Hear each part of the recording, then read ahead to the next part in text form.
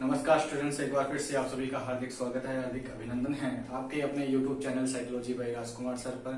देखिए स्टूडेंट्स, हमने पिछली क्लासों के अंदर किशोरावस्था को हम पढ़ रहे थे। किशोरावस्था के अंदर हमने शारीरिक विकास को पढ़ लिया, सामाजिक विकास को पढ़ लिया, संवेगात्मक और सामाजिक विकास को भी हमने पढ़ लिया। आज हम एक नए बिंदु पर बात करेंगे इस सेगमेंट के अंदर, जिसका नाम है किशोरावस्था की विशेषताएं। तो देखिए दोस्तों, सबसे पहले तो हमारी कौन सी अवस्था चल रही है? वो चल रही है किशोरावस्था।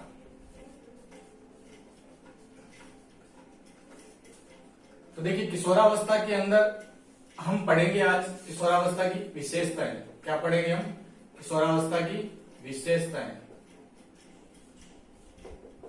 तो देखिए किशोरावस्था की जब हम विशेषताओं की बात करते हैं कि इस किशोरावस्था के अंदर एक बालक या किशोर या किशोरी के अंदर क्या क्या विशेषताएं हमें देखने को मिलती है। देखिए सबसे पहले हम बात करेंगे कि इस अवस्था के अंदर क्या होता है। सर्वाधिक क्या होता है? शारीरिक विकास होता है और मानसिक विकास एक बालक का होता है। इस अवस्था में शारीरिक और मानसिक विकास ज्यादा होने के कारण लैंगिक अंगों के अंदर क्या है? विकास के लैंगिक अंगों के विकास।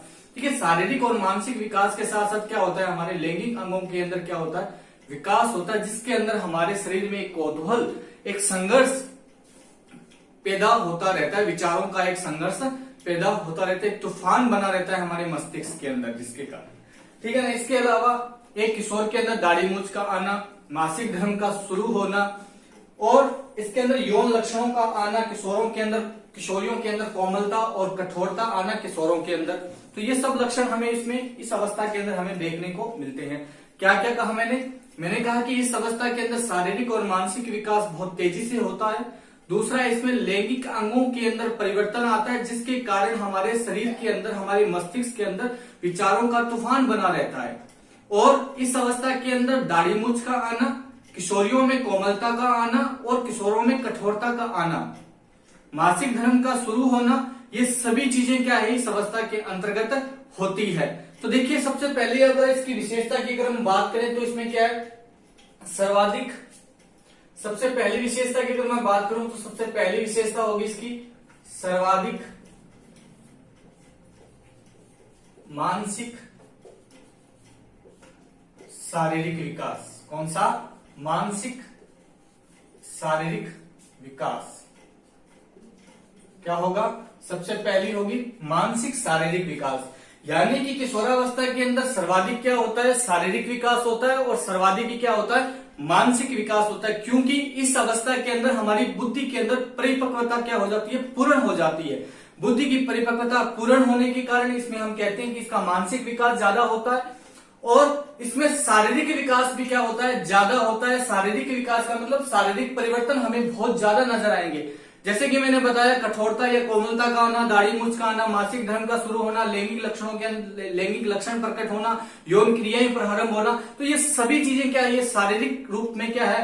शारीरिक परिवर्तन के अंतर्गत आती है। इसके बाद अगर हम बात करें तो क्या होगा? समायोजन की न्यूनता। क्या होगा? समायोजन की न्यूनता। समायोजन की न्यूनता को हम यह भी कह सकते हैं कि कुसमायोजन की प्रवृत्ति जो है वो इस अवस्था के अंदर पाई जाती है। एडजस्टमेंट बच्चा जो है वो किसी भी परिस्थिति में नहीं कर पाता, क्योंकि इस समय क्या होता है? एक किशोर या किशोरी के मस्तिष्क में क्या है? कौतूहल चलता है। यानी कि हम ये कह सकते हैं संघर्ष चलता रहता है अपने विचारों के साथ और लोगों के विचारों के साथ। समाज में अपनी भूमिका को स्पष्ट करने के लिए विचारों के अंदर, मस्तिष्क में क्या है? विचारों का तूफान चलता है, जिसके कारण बालक या बालिका जो है वो समाज के अंदर या अपने परिवार में या अपने वातावरण के अंदर क्या नहीं कर पाते? समायोजन नहीं कर पाते।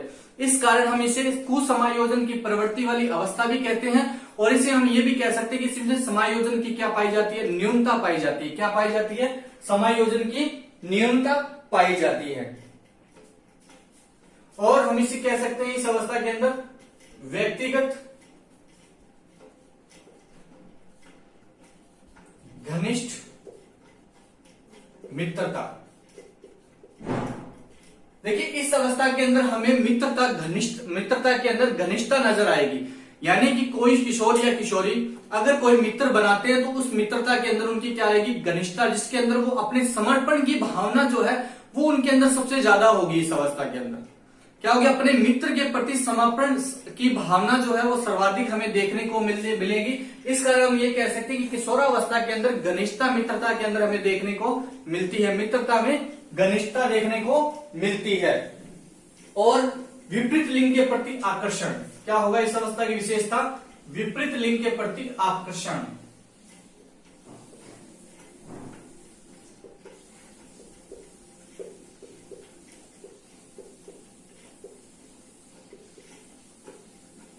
विपरीत लिंग के प्रति आकर्षण, देखिए हमने शैशवावस्था को पढ़ा, हमने बाल्यावस्था को पढ़ा। बाल्यावस्था में हमने क्या पढ़ा था कि समलिंगी आकर्षण जो होगा वो बाल्यावस्था में पाया जाएगा, यानी कि अपने ही समान लिंग के प्रति आकर्षण देखने को हमें मिलेगा। यानी कि कोई लड़का है तो वो लड़के के प्रति आकर्षण होगा, उसके ग्रुप के अंदर, उसकी गैंग के अंदर, उसकी टोली के अंदर हमें केवल और केवल लड़के ही नजर आएंगे अगर कोई लड़का है तो। परंतु इसका उल्ट हो जाता है कब, जब किशोरावस्था के अंदर एक बालिका और बालिका प्रवेश करते हैं, बालक या बालिका प्रवेश करते हैं, तो क्या होगा, उनका विषम लिंगी आकर्षण ज्यादा हो जाता है, यानी कि वो अपने विपरीत लिंग के प्रति क्या होते हैं, आकर्षित होते हैं। इस अवस्था के अंदर क्या होंगे, विपरीत लिंग के प्रति। लड़का है तो वो लड़की के प्रति आकर्षित होगा और लड़की है वो लड़के के प्रति आकर्षित होंगी। इसका अर्थ क्या होगा कि विपरीत लिंग के प्रति आकर्षण की भावना जो है वो इस अवस्था के अंदर हमें देखने को मिलती है या इस अवस्था के अंदर बढ़ जाती है। और इस अवस्था के अंदर हम क्या कहते हैं, संवेगों में परिपक्वता, संवेगों में परिपक्वता। देखिए संवेगों का विकास जो है वो बाल्यावस्था में शुरू हो जाता है होना। बाल्यावस्था में हमारे अधिकतर संवेगों का क्या हो जाता है, विकास हो जाता है। परंतु इन संवेगों के अंदर जो परिपक्वता आती है वो किस अवस्था के अंदर आती है, किशोरावस्था के अंदर आती है। किशोरावस्था में संवेगों में क्या आ जाती है, परिपक्वता आ जाती है।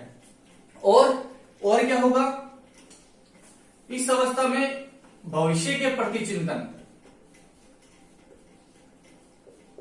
के प्रति चिंता। एक किशोर व किशोरी क्या करने लगेंगे, अब अपने भविष्य, अपने फ्यूचर के बारे में सोचने लगेंगे और अपने फ्यूचर के बारे में चिंता करने लगेंगे। वो ये समझेंगे अपने आर्थिक रूप से अपने आप को सुरक्षित करने की भावना जो है वो इस अवस्था के अंदर पैदा हो जाती है। तो हम ये भी कह सकते हैं कि वे भविष्य के प्रति चिंता है तो व्यवसाय चयन करने की इच्छा भी इनके अंदर जागृत हो जाती है। क्या आ जाती है, व्यवसाय चयन की इच्छा। इसे हम क्या कह सकते हैं, आर्थिक सुरक्षा की भावना। क्या कह सकते हैं हम इसे, आर्थिक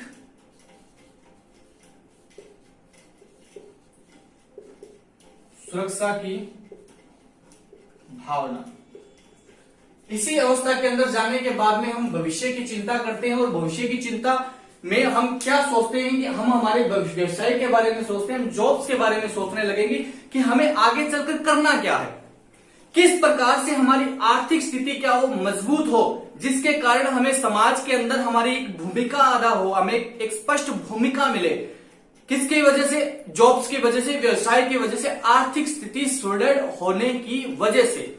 आर्थिक स्थिति मजबूत होगी तो समाज में आपकी एक भूमिका होगी, समाज में लोग आपकी बातों को सुन पाएंगे, सुनेंगे।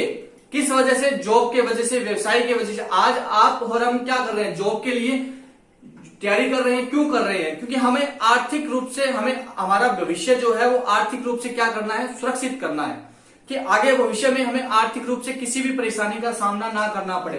तो इस प्रकार की जो भावना है वो इस अवस्था के अंदर हमें देखने को मिलती है। किशोर व किशोरी अपने भविष्य के बारे में सोचेंगे और अपने भविष्य के अंदर आर्थिक सुरक्षा की भावना उनके अंदर जागृत हो जाती है। और इस अवस्था में स्वतंत्रता व विद्रोह की भावना।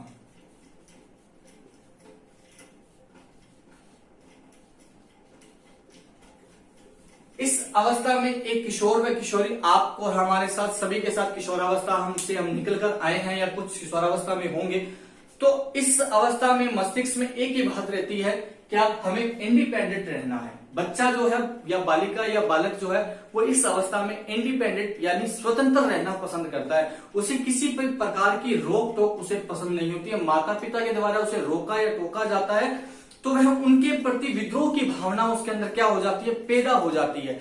यानी कि स्वतंत्रता व विद्रोह की भावना उसके अंदर पैदा होगी। पहली बात, वह इंडिपेंडेंट रहना चाहेगा। दूसरी बात, अगर इंडिपेंडेंट के अंदर कोई रुकावट आती है, स्वतंत्रता में रुकावट आती है, तो उसके प्रति उसकी क्या हो जाएगी, विद्रोह की भावना पैदा हो जाएगी। क्या हो जाएगी, विद्रोह की भावना पैदा हो जाएगी। और वीर पूजा की भावना,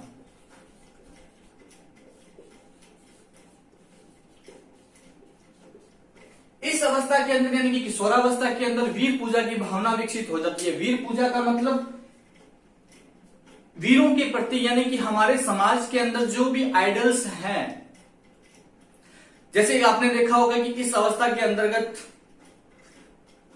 कोई लड़का है, वो अपनी बाइक के आगे भगत सिंह का चित्र लगाता है, चंद्रशेखर आजाद का चित्र लगाता है, महात्मा गांधी के बारे में पढ़ता है, महात्मा गांधी की बातों को मानता है, उन्हें अपने आइडल्स मानता है, ठीक है ना। उन्हें अपने आइडल्स मानकर उनके पथ पर वो चलने की क्या करता है, कोशिश करता है। क्या करता है, उनके पथ पर चलने की कोशिश करता है, उनके रास्ते पर चलने की वो क्या करता है, कोशिश करता है। कोई बच्चा एपीजे अब्दुल कलाम को अपना आइडल मानता है, उसकी पूजा करता है, उन वीर भावनाओं की उनकी पूजा करता है।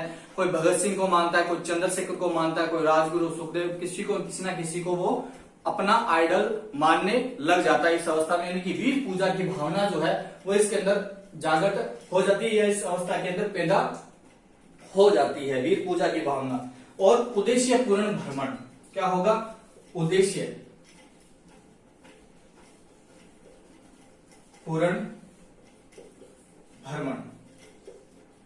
देखिए, जब हमने बाल्यावस्था को पढ़ा था तो हमने उसकी विशेषता में यह पढ़ा था कि बाल्यावस्था में बालक जो है वो निरुद्देश्य भ्रमण करता है, बिना उद्देश्य के वो घूमता रहेगा सारे दिन। स्कूल से आया, बैग फेंका अपने मित्रों के साथ बाहर, कोई काम नहीं है उसको, फिर भी वो सारे दिन घर से बाहर रहेगा। परंतु इस अवस्था के अंदर क्या होगा, उद्देश्य पूर्ण भ्रमण होगा। अगर वो कहीं जाएगा तो किसी न किसी उद्देश्य से ही जाएगा, एक उद्देश्य निर्धारित हो जाता है भ्रमण का इस अवस्था के अंतर्गत। क्या होगा, उद्देश्य। और चहुमुखी विकास क्या हो जाता है, पूर्ण। चहुमुखी विकास पूर्ण। चहुमुखी विकास पूर्ण की बात अगर हम करें तो इस अवस्था में शारीरिक, सामाजिक, मानसिक, संवेगात्मक सभी प्रकार का विकास क्या है, पूर्ण हो जाता है। सभी प्रकार का विकास क्या है, पूर्ण हो जाता है। किस अवस्था के अंतर्गत, किशोरावस्था में। इसीलिए इसे चहुमुखी विकास की अवस्था कहा जाता है। और इस अवस्था में हम ये भी कह सकते हैं कि बुद्धि विकास क्या हो जाता है, पूर्ण हो जाता है। बुद्धि विकास पूर्ण। मैंने आपको बताया ना कि 16 वर्ष की उम्र में हमारी बुद्धि क्या हो जाती है, पूर्ण विकसित हो जाती है। क्या हो जाती है, बुद्धि पूर्ण विकसित हो जाती है। कब, 16 वर्ष की आयु में क्या हो जाती है, 16 वर्ष की आयु में बुद्धि जो है वो पूर्ण विकसित हो जाती है। ये और 5 से 6 वर्ष में 99% बुद्धि का क्या हो जाता है, विकास हो जाता है। क्या हो जाता है, 5 से 6 वर्ष में 99 का हो जाता है। और जन्म के समय अगर हम बात करें शेष अवस्था में तो इसका 90% तक विकास हो जाता है। क्या हो जाता है, 90% तक विकास बुद्धि का हो जाता है। विद्रोह की प्रवृत्ति, ये हमने पहले भी पढ़ा। विद्रोह की प्रवृत्ति यानी कि समाज के अंदर अपनी भूमिका को स्पष्ट करने के लिए, वो अपनी स्वतंत्रता को बनाए रखने के लिए क्या करता है, विद्रोह की भावना। अगर उसे किसी भी के विचार अगर उसे पसंद नहीं आते, या अपनी स्वतंत्रता या अपने ऊपर कोई भावना या ठोस उसे ठेस अगर पहुंचती है उसकी भावनाओं को, तो उसके प्रति उसकी क्या हो जाती है, विद्रोह की भावना उस अवस्था के अंदर पैदा हो जाती है। क्या हो जाती है, विद्रोह की भावना। और समाज सेवा, क्या होगी, समाज सेवा। इस अवस्था में आपने देखा होगा कि एक किशोर व किशोरी जो है वो समाज सेवा, सोशल, हम ये कह सकते हैं कि समाज सेवा, सोशल एक्टिविटीज की तरफ क्या है, ज्यादा बढ़ते हैं। समाज में अगर कोई संस्था है जो सामाजिक सेवा कर रही है तो उस संस्था से जुड़ने के लिए क्या करते हैं, वो कोशिश करते हैं। उन संस्थाओं के प्रति, उन संस्थाओं के कार्य के प्रति वो क्या होते हैं, आकर्षित होते हैं। क्या होती है, समाज सेवा की भावना इस अवस्था में विकसित हो जाती है। और इसके अंदर अमूर्त चिंतन होता है। कौन सा चिंतन होता है, अमूर्त चिंतन होता है। कौन सा चिंतन होता है, अमूर्त चिंतन। तो हमने पढ़ा शेष अवस्था में किसी भी प्रकार का चिंतन नहीं होता। शेष अवस्था में सिर्फ और सिर्फ क्या होता है, शारीरिक परिवर्तन हमें देखने को मिलते हैं, शारीरिक क्रियाएं होती है, गामक क्रियाएं होती है। परंतु जैसे ही हम बाल्यावस्था में पहुंचते हैं, बाल्यावस्था के अंदर कौन सा चिंतन होता है? मूर्त चिंतन होता है। और जैसे ही हम किशोरावस्था में पहुंचते हैं तो चिंतन हमारा कौन सा हो जाता है? अमूर्त चिंतन होता है। वह चिंतन जो किसी वस्तु को अप्रत्यक्ष रूप से देखने, अप्रत्यक्ष रूप से किसी वस्तु के बारे में सोचना या विचारना क्या कहलाता है? अमूर्त चिंतन कहलाता है। क्या कहलाता है? अमूर्त चिंतन कहलाता है। और हम अगर बात करें तो इसे संक्रमण काल की अवस्था भी कहते हैं। क्या कहते हैं इसे? संक्रमण काल की अवस्था।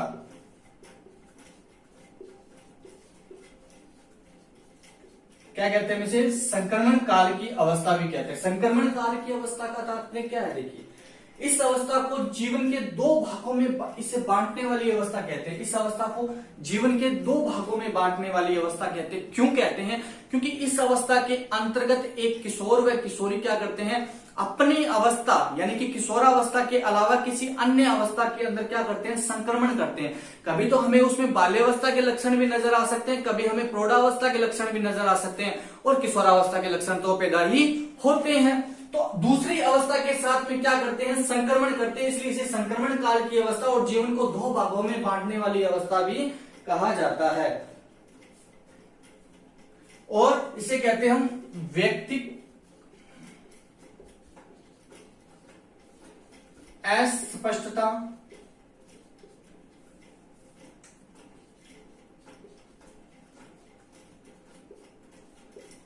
की आयु, व्यक्तिगत अस्पष्टता की अवस्था, या इसे कहते हैं व्यक्तिगत अस्पष्टता की आयु।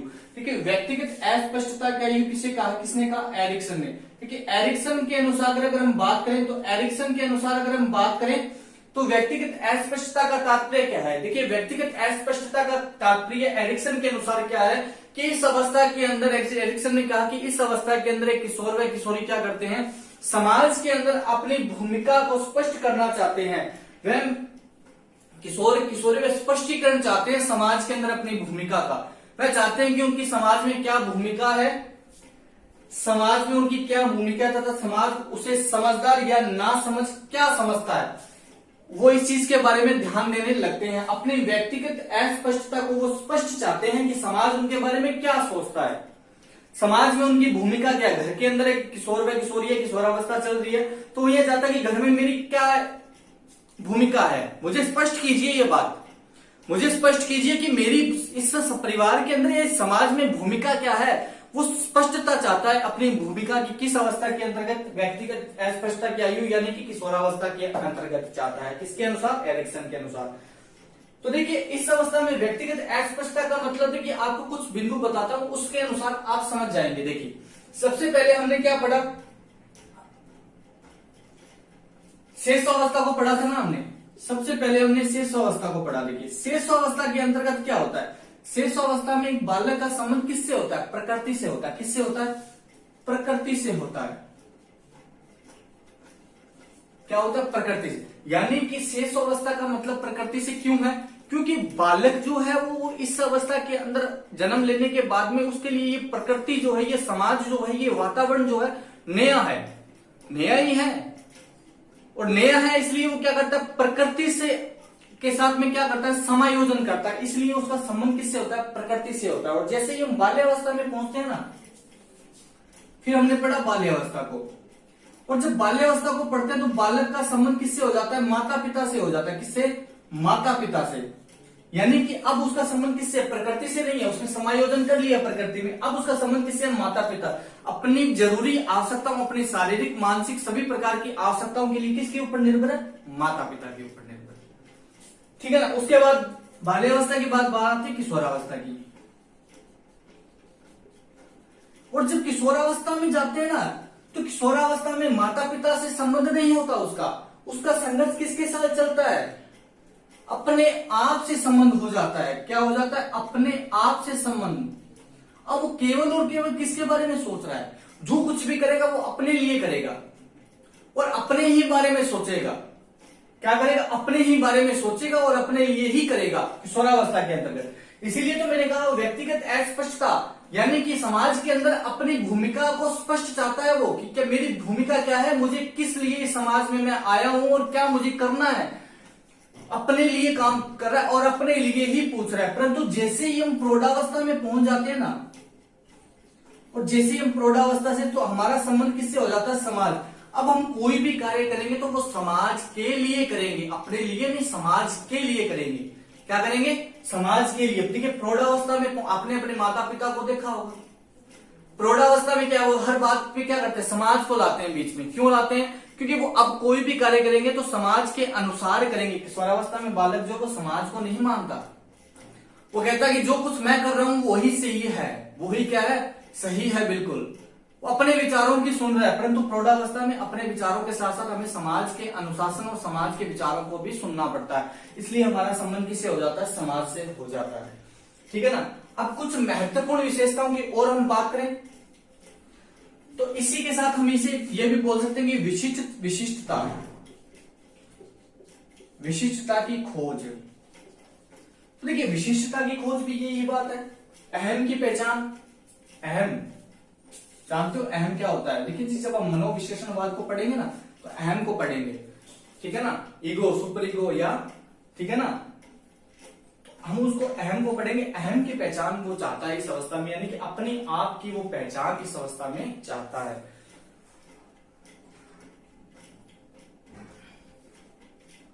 और इसे हम क्या कहते हैं, और में से अवास्तविकता की का काल कहते हैं। क्या कहते हैं इसे, अवास्तविकता का काल। देखिए अवास्तविकता का काल यानी यथार्थता का काल। क्या है, यथार्थ का काल, मतलब इस अवस्था के अंदर एक किशोर व किशोरी क्या नहीं होते, यथार्थवादी नहीं होते। क्यों नहीं होते भाई, क्यों नहीं होते, क्योंकि इस अवस्था में किशोर व किशोरी जो है, किशोर और किशोरी जो है ना, वो क्या करते हैं, कल्पनाएं करते हैं। क्या करते हैं, कल्पनाएं करते हैं, कल्पनाओं के अंदर जी रहे हो।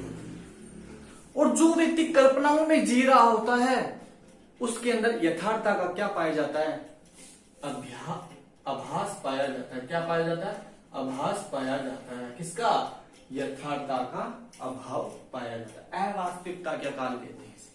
वास्तविक उसके अंदर कुछ भी नहीं होगा और सब कुछ क्या होगा, कल्पनाएं होगी, केवल और केवल घोर कल्पनाएं होगी। इस अवस्था के अंतर्गत क्या नहीं होगी, वास्तविकताएं नहीं होगी बिल्कुल। वो करना तो बहुत कुछ चाहता है, परंतु उस करने के लिए वो क्या करता है, सबसे ज्यादा सपने देखता है। और जब सपने हम देखते, वो सपने कभी भी पूरे नहीं होते। सपनों को पूरा करने के लिए हमें उस सपने को क्या बनाना पड़ता है, प्लान बनाना पड़ता है। क्या बनाना पड़ता है, प्लान बनाना पड़ता है। और जब तक सपना हमारा प्लान नहीं बनता तब तक वह काम कभी भी पूरा नहीं होता। सपने तो सभी देखते हैं, परंतु उन सपनों को पूरा करने के लिए हमें क्या करना पड़ता है, उस सपने को प्लान में कन्वर्ट करना पड़ता है। आप सभी जॉब चाहते हैं, ये आप सभी चाहते हैं, सभी का सपना होगा, परंतु जो केवल इसे सपना समझता है वो कभी भी इसको हासिल नहीं कर पाएगा। और जब वो इस रीड को क्या बना लेगा, अपना प्लान बनाकर काम करेगा ना इसके ऊपर, तो 101% आपको मैं कहता हूं कि आपका सिलेक्शन होगा। ठीक है ना। तो इसी कारण क्या है, किशोरावस्था के अंदर अवास्तविकता की आयु होती है, अवास्तविकता होती है, वास्तविकता का कुछ भी उसके अंदर अंश भी नजर हमें नहीं आता। इसीलिए अंदर उसके यथार्थता का अभाव उसके अंदर पाया जाता है। क्या पाया जाता है, यथार्थता का अभाव पाया जाता है। ठीक है ना। और एक बात और याद रखना कि इसमें आपने जब हम बुद्धि को पढ़ते हैं ना, बुद्धि के सिद्धांत, तो बुद्धि के अंदर हम पढ़ते हैं कि एक पढ़ते हैं ठोस बुद्धि। कौन सी बुद्धि पढ़ते हैं, ठोस बुद्धि। और एक हम पढ़ते हैं तरल बुद्धि। तो देखिए तरल बुद्धि जो होती है ना, वो बुद्धि होती है जिसके अंदर परिवर्तन संभव है। और जब परिवर्तन संभव है तो ये जो तरल बुद्धि होती है ना, इसका विकास कब हो जाता है, हमारा किशोरावस्था के अंतर्गत हो जाता है। और बुद्धि जो ठोस कब होती है, प्रौढ़ावस्था के अंतर्गत होती है। किसमें होती है, प्रौढ़ावस्था के अंतर्गत हमारी बुद्धि किस प्रकार की हो जाती है, ठोस हो जाती है, जिसके अंदर हम परिवर्तन नहीं कर पाते। परंतु किशोरावस्था में सही वातावरण प्रदान करके तरल बुद्धि के अंदर हम परिवर्तन कर सकते हैं, क्योंकि बुद्धि का जो प्रकार होता है वो तरल होता है। कब? किशोरावस्था के अंतर्गत क्या होता है? तरल होता है।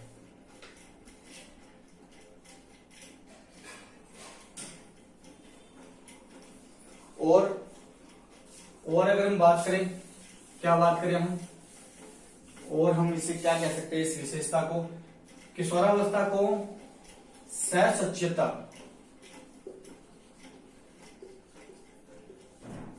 वह असच्यता,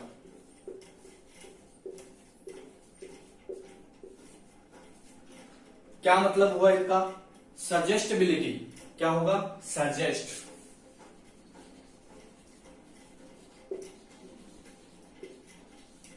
क्या होगा इसका सच्यता का मतलब? सजेस्टेबिलिटी। क्या होगा? सजेस्टेबिलिटी। क्या होगा? सजेस्टेबिलिटी। मतलब कि इस अवस्था के अंदर एंटी सजेस्टेबिलिटी होगा। इसका मतलब, इसका क्या होगा? एंटी सजेस्टेबिलिटी।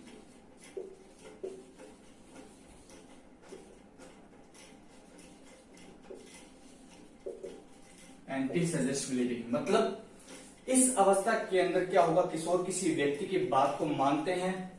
देखिए, सचेता का मतलब क्या होगा और असचेतन का मतलब क्या होगा? सजेस्ट। अगर कोई व्यक्ति किशोरावस्था में किसी किशोर को सजेस्ट करता है, मान लीजिए एक बालक है, ये मानी ये बालक है, इस बालक को किसी व्यक्ति ने क्या किया? सजेस्ट किया कि आपको ये काम करना है। तो क्यों करना है? कारण भी बताया, सब कुछ अच्छा बताया, इसको बताया, समझाया इसको। अगर ये किस बालक को ये बात अच्छी लगी तो उसको पूर्ण रूप से क्या कर लेगा? स्वीकार कर लेगा और वो काम करना शुरू कर देगा। अगर ये बात उसको अच्छी नहीं लगी तो उसके बिल्कुल क्या करेगा? वो विपरीत काम करेगा, यानी कि बिल्कुल उसके क्या करेगा? एंटी काम करेगा। मान लीजिए कभी आपने देखा होगा कि आपके साथ भी ऐसा हुआ होगा, आपको किसी व्यक्ति ने सजेस्ट किया कोई काम करने के लिए, आपने उसकी बात को सुन लिया, अगर आपको उसका विचार अच्छा लगा, आपने उसको वैसा का वैसा क्या कर लिया? ग्रहण कर लिया, यानी कि आपने सजेस्टिबिलिटी यानी सचेतता के साथ में उसको क्या कर लिया? ग्रहण कर लिया, वैसा का वैसा, अगर आपको अच्छी लगी। अगर मान लो आपको वो बात अच्छी नहीं लगी और आप किशोरावस्था में हैं, तो आप क्या करोगे? आप उसके बिल्कुल क्या करोगे? विपरीत काम करोगे। क्या करोगे? बिल्कुल एंटी काम करोगे।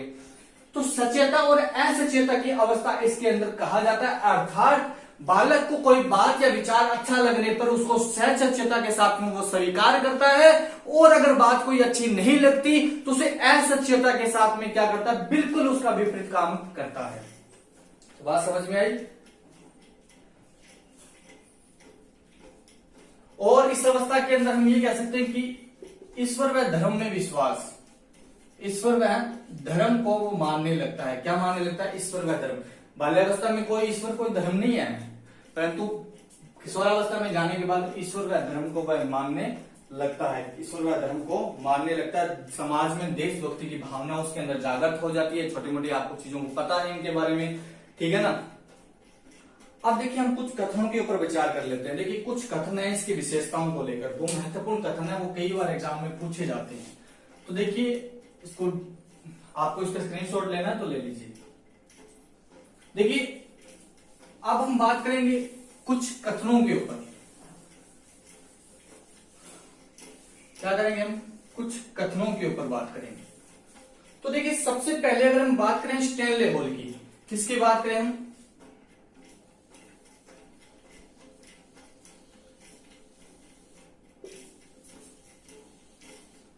किसकी बात करें?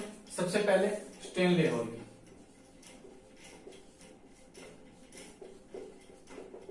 देखिए स्टैनले हॉल का क्या कथन है? देखिए स्टैनले हॉल का कथन क्या? स्टैनले हॉल ने इसे संघर्ष में तनाव तूफान की अवस्था कहा।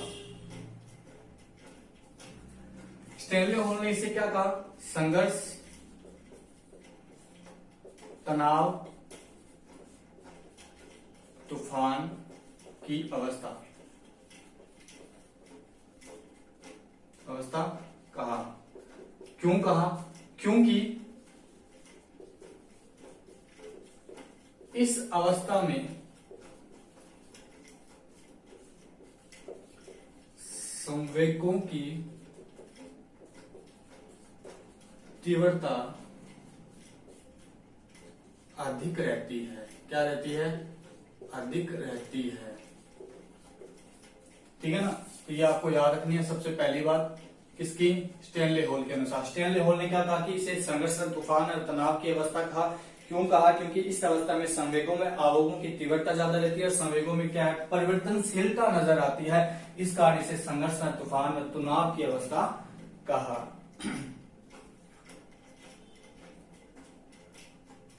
क्यों? क्योंकि इस अवस्था के अंतर्गत क्या होगा? किशोर तो क्या समझने लगते हैं कि इस अवस्था के अंदर इसे संवेगों की तीव्रता अत्यधिक रहती है, परिवर्तनशील नजर आती है। क्यों? क्योंकि देखिए इस अवस्था के अंदर क्या होगा? एक किशोर व किशोरी को आपने देखा होगा, आपने अपने आसपास देखा होगा, किसी बालक की किशोरावस्था चलती है तो वो अपने आप को बहुत ज्यादा समझदार समझता है। वो अपने आप को क्या समझता है? बहुत ज्यादा समझदार। वो कहता है कि मेरे द्वारा दिया गया सभी विचार क्या है? एकदम सही है। परंतु उसे उसके परिवार वाले और उससे प्रौढ़ जो है, उससे बड़े जो है, वो उसे क्या समझते हैं? ना समझते हैं। इसीलिए उन दोनों के बीच में एक एज का जो गैप होता है ना, वो हमें देखने को मिलता है, विद्रोह की भावना में देखने को मिलती है। क्यों? क्योंकि समझदार और ना समझ के अंदर हमें उसमें देखने को मिलता है। क्यों? क्योंकि देखिए उसके परिवार वाले और समाज के लोग उस किशोर को क्या समझते हैं? ना समझते हैं। वो कहते हैं कि तू अभी बच्चा है, तुझे अभी कुछ नहीं आता। परंतु वो अपने आप को क्या समझता है? समझदार समझता है। वो कहता है तो मेरे द्वारा दिए गए विचार क्या है? सभी स्पष्ट हैं और एकदम बिल्कुल सही हैं।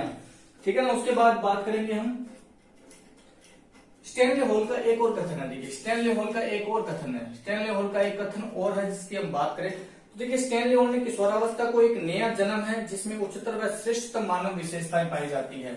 किशोरावस्था क्या है? किशोरावस्था एक नया जन्म जिसमें उच्चतर व श्रेष्ठतम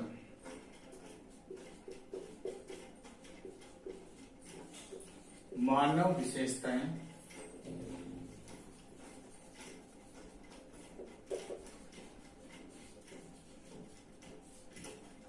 उच्चतम व श्रेष्ठतम मानव विशेषताएं पाई जाती है। क्या पाई जाती है? उच्चतम व श्रेष्ठतम मानव विशेषताएं पाई जाती है। मैंने आपको पहले भी बता दिया था सही। उसके बाद हम बात करेंगे स्किनर के अनुसार। किसके अनुसार? स्किनर। देखिए स्किनर ने क्या कहा? स्किनर ने अपने कथन के दौरान क्या कहा? स्किनर ने कहा किशोर को अपने भविष्य के संबंध में निर्णय लेना होता है जिसका उसे कोई अनुभव नहीं होता। स्किनर के अनुसार किशोर को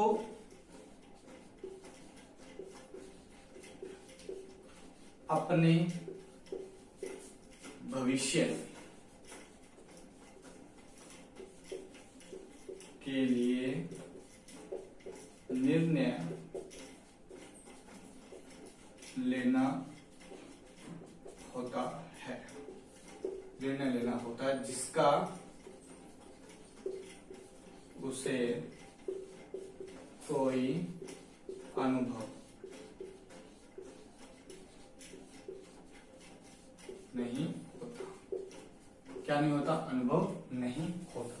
यानी कि हमने कहा कि सिर्फ भविष्य की चिंता जो है वो इस अवस्था के अंदर हमें नजर आती। देखिए मैंने कहा भविष्य के प्रति चिंता, व्यवसाय के चयन की इच्छा, ठीक है ना, आर्थिक मजबूती की अवस्था भी इसे कहते हैं। आर्थिक रूप से क्या होता है? वो सुरक्षा चाहता है इस अवस्था के अंदर। इसलिए वो क्या करेगा? अपने भविष्य के लिए निर्णय लेगा कि मुझे करना क्या है। परंतु इस काम को करने के लिए उसके पास में क्या नहीं होता? अनुभव नहीं होता। सबसे पहली बार तो वो ये काम कर रहा है। आज देखिए किशोरावस्था पहली बार आती है, पहली बार हमें क्या लगती है? भविष्य की चिंता। और पहली बार हम व्यवसाय के बारे में सोचते हैं तो क्या अनुभव थोड़ा ना है हमारे पास? अनुभव नहीं है ना। अनुभव ना होते हुए भी वो क्या करता है? अपने भविष्य के बारे में सोचता है। उसके बाद बात करेंगे हम कॉल सैनिक के अनुसार। देखिए कॉल सैनिक ने क्या कहा? किशोर प्रौढ़ों को अपने मार्ग में बाधा समझता है तो जो उसकी स्वतंत्रता को रोकते हैं। किशोर क्या समझता है?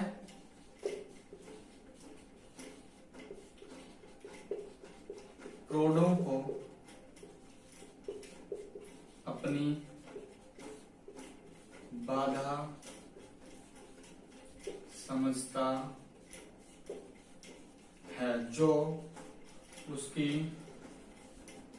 स्वतंत्रता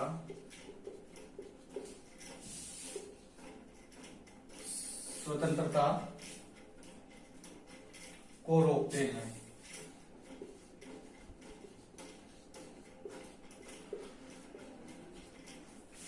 ठीक है ना, ये बात हमने पहले भी कर ली कि किशोर जो है वो प्रौढ़ों को अपनी बाधा समझता है, क्योंकि उसको क्या है, किशोर जो है, प्रौढ़ जो है वो उसको नासमझ समझते हैं और इसीलिए उसको कोई भी काम करने से पहले उसे रोकते हैं, टोकते हैं।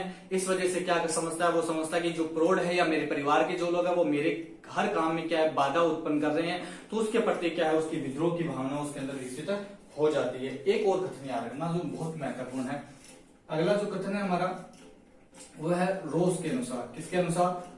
रोस के अनुसार। देखिए रोस ने इसे क्या कहा, रोस ने कहा कि किशोर को शिशु के समान ही वातावरण में समायोजन करना पड़ता है। क्या कहा? किशोर को शिशु के समान, यानी कि शैशवावस्था के समान, शिशु के समान ही वातावरण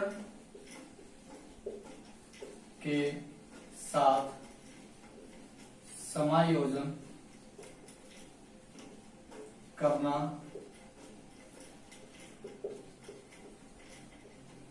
पड़ता है। इसीलिए इसे क्या कहा जाता है? इसीलिए इसे शेषावस्था का पुनरावर्तन कहा जाता है। इसे कहते हैं शेषावस्था का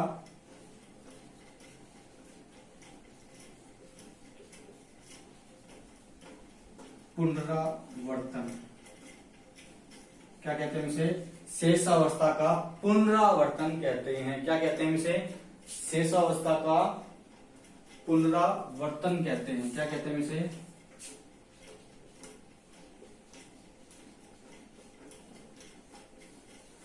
शेषावस्था का पुनरावर्तन। यानी कि देखिए शेषावस्था में क्या करता है, प्रकृति के साथ में वातावरण के साथ में समायोजन स्पष्ट कर या समायोजन करता है। क्या कौन करता है? शिशु करता है। देखिए शिशु का जन्म होता है, नई वातावरण होता है उसके लिए, उसके साथ में वो क्या करता है? समायोजन। और फिर से कुसमायोजन। देखिए उस समय भी समायोजन नहीं था और किशोरावस्था में आने के बाद भी क्या था हमने? समायोजन की न्यूनता, फिर से समायोजन करना पड़ रहा है। तो इसीलिए कहते हैं कि किशोर, जैसे जिस प्रकार से एक शिशु जो है वो समायोजन करता है वातावरण के साथ में, उसी प्रकार किशोरावस्था में समायोजन की करना पड़ता है दोबारा से। इसीलिए इसे शेषावस्था का पुनरावर्तन कहा जाता है कि शेषावस्था दोबारा से आ जाती है एक बालक के अंदर। ठीक है ना? तो ये थी हमारी किशोरावस्था की विशेषता थी। क्या थी? किशोरावस्था की विशेषताएं थी। ठीक है, आज के सेगमेंट में इतना ही दोस्तों। अगले सेगमेंट में फिर से हम किशोरावस्था के एक नए बिंदु के बारे में बात करेंगे।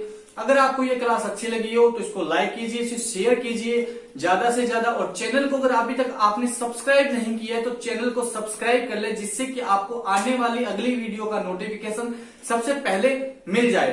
तो मिलते हैं हम अगली क्लास में एक नए बिंदु के साथ में। तब तक के लिए जय हिंद, जय भारत।